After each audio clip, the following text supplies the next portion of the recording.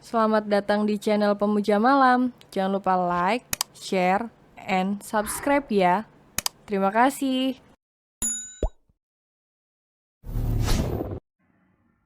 Chapter 11. Aura Keibuan. Mereka pun makan kembali dengan suasana sedikit mencair karena sedikit demi sedikit mereka sudah akrab. Sedangkan Dio, anak itu mungkin sudah kekenyangan. Jam sudah menunjukkan waktu istirahat, sudah hampir selesai. Tania harus segera kembali ke kantor, banyak pekerjaan di sana.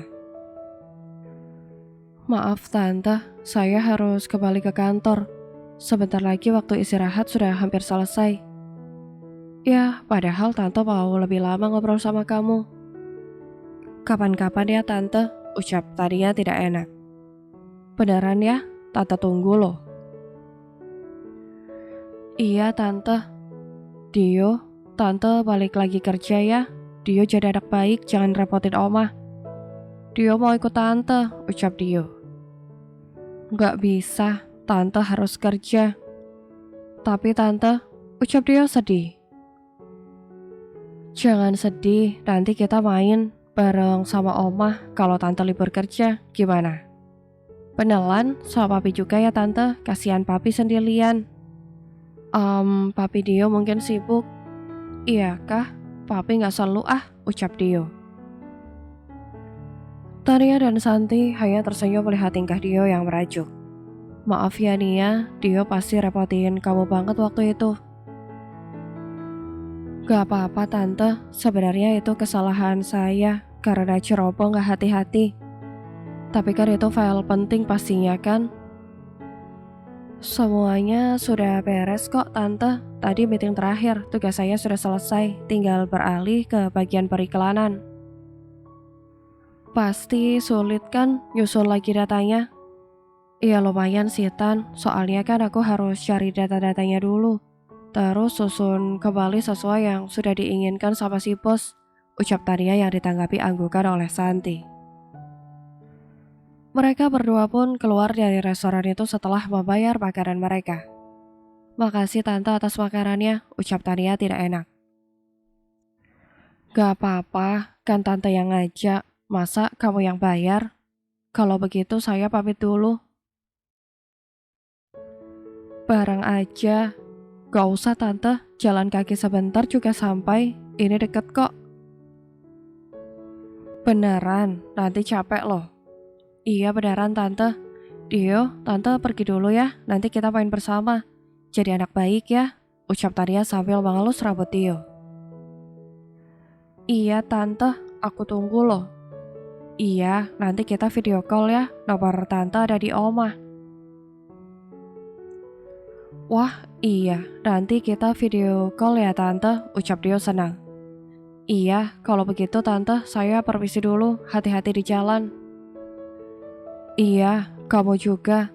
Tania pun pamit dari sana dan berjalan ke arah pinggir jalan untuk menyeberang.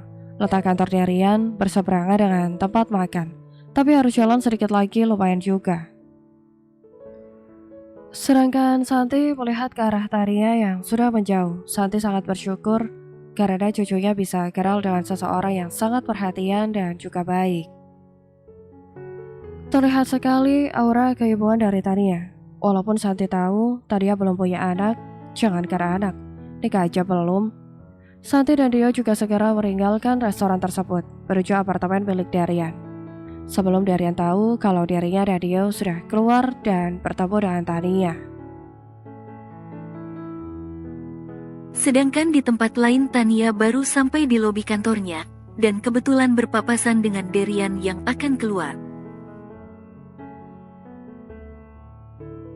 Darian yang melihat sosok Tania, langsung memberhentikan jalannya, dan menegur Tania yang sedang sibuk memainkan handphonenya. Tadi, kamu keluar, dengan ibu dan anak saya, ucap Darian dingin. Tania yang mendapat pertanyaan dari atasannya hanya menatap bingung. Maaf, Bapak bicara sama saya, tanya Tania. Lalu sama siapa lagi? Oh, saya kira, sama yang lain, ucap Tania, sambil melirik ke arah lain. Ternyata hanya ada dirinya, Derian dan Doni.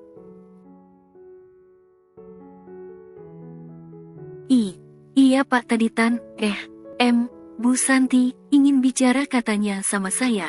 Lanjut Tania gugup. Sekarang mereka kemana? Tanya Derian. Mungkin sudah pulang Pak, soalnya beliau gak mampir lagi ke sini. Derian hanya menganggukkan kepalanya, dan berjalan kembali menuju luar kantor, dan Tania menghela nafas panjang. Bener aura duda satu ini, sangat sudahlah. Tapi Tania sempat bingung, dari mana Derian tahu kalau dirinya keluar bersama ibu dan anaknya? Apa jangan akan ada gosip baru lagi? Tania hanya acuh biar saja sudah biasa. Benar saja, gosip sudah menyebar, yang dimana gosip itu tentang dirinya yang pergi bersama ibu dari bosnya. Tania hanya menghela nafas lelah, begini banget kerja sama dengan orang yang suka gosipin orang. Mbak Tania, beneran gosip itu? Tanya Suci si anak magang.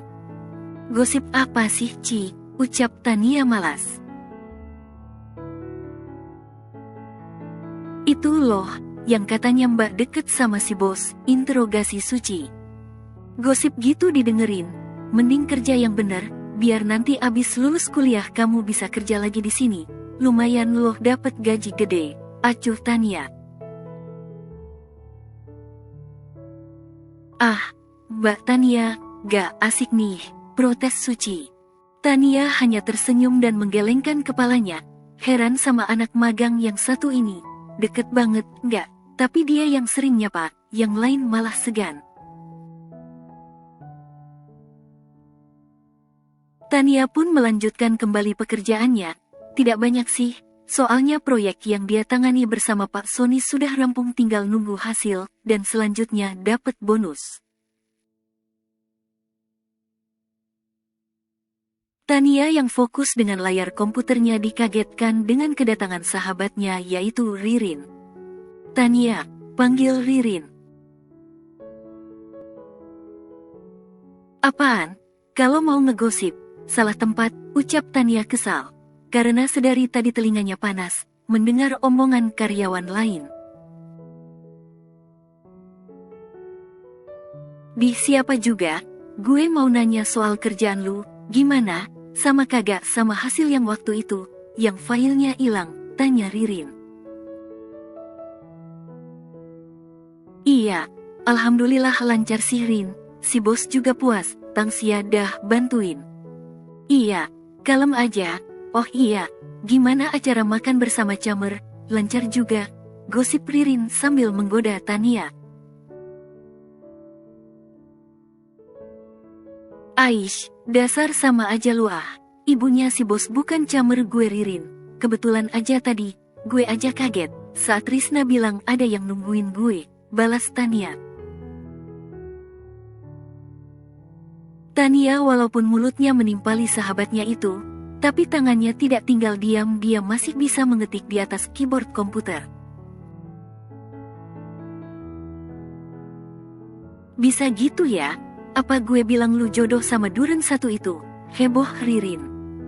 Kagak usah ngaco, mending kerja sono, gue lihat kerjaan lu nyantai bener. Nyantai aja kerjaan gue mah, kalem paling nanti satu keluar, ucap Ririn sambil tertawa. Dasar gila, pergi sono kerja, usir Tania. Ya udah deh, lu kagak asik diajak ngobrol, protes Ririn. Salah waktu ogep. Ririn pun pergi dari sana, kembali bekerja. Ririn tuh kerjanya jadi asisten salah satu direktur di sana, jabatannya lebih tinggi lah dari Tania yang menjadi wakil marketing. Waktu menunjukkan hampir sore, dan sebentar lagi waktunya pulang, kerjaan yang sempat tertunda tadi akhirnya selesai. Walaupun masih ada kerjaan yang harus ditinjau di lapangan, tapi itu tugas buat besok. Tania, bisa ikut saya sebentar, ucap Pak Sony yang tiba-tiba datang ke kabin meja. Oh, baik Pak. Pak Sony pun pergi dari sana, diikuti oleh Tania. Mereka menuju salah satu tempat, yang dimana itu ruang khusus meeting buat para tim marketing. Selamat ya, atas pencapaiannya. Dari awal saya sudah feeling kalau kamu bisa. Dan maaf juga, saya tidak membantu waktu itu, ucap Pak Sony. Gak apa Pak, saya mengerti. Bapak juga kan punya tugas sendiri. Ini juga atas keteledoran saya. Saya dengar juga, atasan kita sudah membereskan kekacauan ini. Tapi soal file itu kamu paham sendiri kan? Seriusan, kok saya baru denger ya Pak? Tapi syukurlah kalau sudah selesai. Soal file itu saya paham Pak, kaget Tania. Sekali lagi selamat ya, ucap Pak Sony sambil menyodorkan tangannya untuk saling berjabat. Terima kasih Pak, ucap Tania. Pak Sony pun pergi dari ruangan itu, sedangkan Tania masih berada di sana. Dia masih memikirkan tentang ucapan Pak Sony tadi. Kalau orang yang menyebabkan kekacauan itu sudah ketahuan, tapi siapa? Perasaan tidak ada orang yang dikeluarkan. Tania pun pergi dari sana, berjalan menuju kabin mejanya. Kerjaannya sudah selesai, tapi tetap saja masih ada anak magang yang harus dia awasi. Di tempat lain Derian yang habis bertemu dengan klien, langsung pulang ke apartemen miliknya. Hari juga sudah sore, karyawan pasti sudah pada pulang. Pulang langsung Don, ucap Derian. Baik Pak, ucap Doni. Tak perlu waktu lama mobil Derian pun sampai di pelataran basemen apartemen. Setelah masuk Derian mengecek kembali pekerjaannya, sebelumnya menekan tombol menuju lantai apartemen. Duda buntut satu ini harus segera menyelesaikan pekerjaannya di kantor cabang, agar bisa kembali menangani kantor pusat. Setelah sampai apartemen Derian, di sana sudah ada ibu dan anaknya yang sedang menonton televisi. Mah, panggil Derian. Udah pulang kamu? Maksud mama apa? Ngajak karyawan Derian untuk makan. Kenapa memang? Ada yang salah? Tanya Santi. Tidak ada, cuma orang akan berpikir yang gak. Biarin aja sih Yan, toh kalian juga sama single. Mah, geram Derian. Sopan bicara sama Mama Derian, ucap Santi marah. Soalnya anaknya tidak sopan meninggikan nada suaranya. Maaf Mah, sesal Derian. Coba sekali ini aja, kamu buka hati kamu. Kalau tidak buat diri kamu, coba usahakan buat anak kamu. Dia butuh figur seorang ibu, ucap Santi.